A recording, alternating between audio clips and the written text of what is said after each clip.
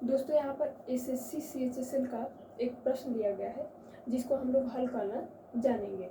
ठीक है, तो देखिए प्रश्न है एलसीएम ज्ञात कीजिए किसका 8/19, 9/38 और 6/57 का हम लोगों को एलसीएम निकालना है। ठीक है, तो ये क्या है, ये भिन्न है, यानी कि हम लोगों को भिन्नों का क्या निकालना है, एलसीएम निकालना है।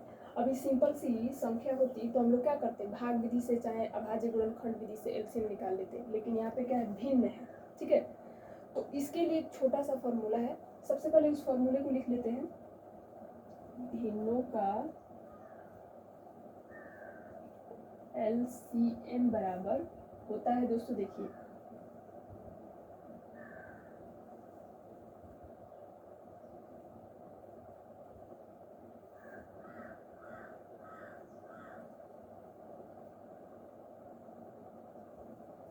ये होता है फॉर्मूला। भिन्न आपको दिया गया है और उसका एलसीएम निकालना है, तो उसके लिए इस फॉर्मूले का आप लोग प्रयोग करेंगे। भिन्नों का एलसीएम बराबर होता है अंशों का एलसीएम बटा हरों का एचसीएफ। ठीक है, तो देखिए दोस्तों अंश में क्या है, 8 है और 9 है, 6 है। तो सबसे पहले 8, 9, 6 का क्या निकालना है, एलसीएम। जल्दी से हम लोग निकाल लेते हैं, 8, 9, 6, फिर 2 चौके, फिर 9, फिर 3।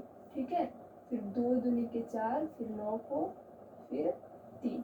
ठीक है, फिर 2 एकम 2, फिर 9, 3। ठीक है, उसके बाद से 3, 1, 9 और नहीं 3 3 के 9, फिर 1। ठीक है, उसके बाद से 3, 1, 1, 1। ठीक है, तो इसका एलसीएम क्या निकल के आएगा, 2 दूनी के 4, 4 दूना 8। ठीक है, फिर 3 3 के 9 और 8 9 72। तो यहाँ पे लिख लेंगे 72। अंशों का एलसीएम पूछ रहा था तो क्या निकल के आया, 72। देखिए 2 दूनी के 4, 4 दूना 8, फिर 3 3 के 9 और 9 8 72। ठीक है, अब देखिए हरों का एचसीएफ निकालना है, तो हर में क्या है, 19 है, 38 है और 57 है। ठीक है दोस्तों, तो देखिए दोस्तों टाइम की बहुत कमी होती है, तो देखिए सबसे पहले इसका अभाज्य गुणनखंड क्या हो जाएगा, 1 गुणे 19 और इसका क्या हो जाएगा 19 गुणे 2 यानी कि 2 गुणे 19, फिर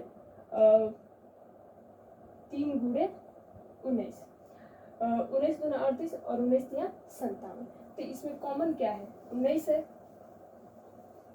तो यानी कि 19, 38 और 57 का एचसीएफ क्या हो जाएगा, 19। ठीक है, अब यहाँ पे रख देंगे 19। ठीक है, अब हो गया 72/19। अब हम लोग देखेंगे कि क्या ये कटेगा, तो 72 है 19 ये नहीं कटेगा, मतलब कि भिन्नों का यानी कि 8/19, 9/38 और 6/57 का एलसीएम क्या निकल के आया, 72/19। दोस्तों अगर सवाल समझ में आ रहा है तो चैनल को सब्सक्राइब कर लीजिए, लाइक कीजिए।